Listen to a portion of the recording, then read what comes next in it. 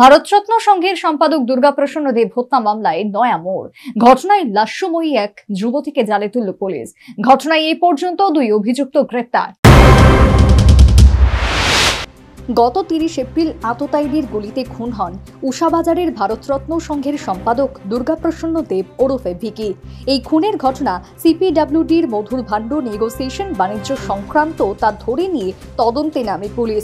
ঘটনার পরদিন তথা 1 মে এই দুর্গাপ্রসন্ন হত্যাকাণ্ডের ঘটনায় পুলিশ প্রদ্যুৎ ধর চৌধুরী নামের এক ব্যক্তিকে গ্রেপ্তার করে। কার্যত এই খুনের ঘটনার নেপথ্যে কোনো লাস্যময় থাকতে পারে বলে পুলিশের আগাম ধারণা ছিল। তবে এই ঘটনায় ধৃত প্রদ্যুৎ ধর চৌধুরীর স্বীকারোক্তি মূলে পুলিশের ধারণা সত্যি বলে প্রমাণিত। পুলিশের তদন্তে উঠে আসে ভুবনবন এলাকার বাসিন্দা প্রাণগোপাল সরকারের মেয়ে লাস্যময়ী সুস্মিতা সরকারের নাম। এমনকি প্রদ্যুৎ ধর চৌধুরীর স্বীকারোক্তি ও সিসিটিভি ফুটেজেও এই সুস্মিতার উপস্থিতি পুলিশের নজরে আসে।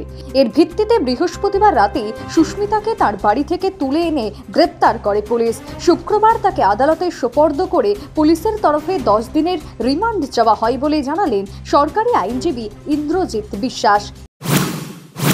সমাজের বিভিন্ন অসামাজিক কাজের সঙ্গে জড়িত এবং ওর সঙ্গে আরও যারা যারা জড়িত আছে, ওই রিপোর্টটা, ওই চেইনটা যাতে সুন্দরভাবে বেরিয়ে আসে, চেইনের মাধ্যমে যে ওরা একের পর এক বিভিন্ন ঘটনার সঙ্গে জড়িত হচ্ছে, এই চেইনটাকে বন্ধ করার জন্য 10 দিনের পুলিশ রিমান্ডে আজকে সুস্মিতাকে আদালতে তোলা হয়েছে এবং সমাজদ্রোহী প্রদ্যুৎ ধর চৌধুরীকেও 1 তারিখ যে 3 দিনের পুলিশ রিমান্ড দিয়েছিল, সেই 3 দিনের পুলিশ রিমান্ডে ইন্টারোগেশনের মূলে আজকে সেই মহিলা সুস্মিতা সরকারকে পুলিশ সক্ষম হয়েছে জালে তুলতে। তাই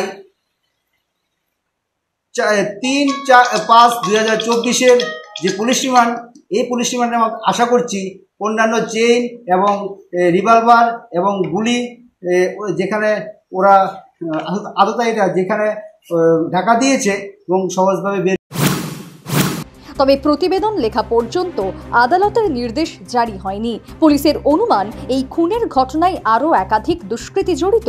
তবে দুর্গাপ্রসন্ন দেব হত্যায় এই লাস্যময়ী সুস্মিতা সরকার গ্রেপ্তার হওয়ার ঘটনায় কিন্তু এই মামলা নতুন দিকে মোড় নিল।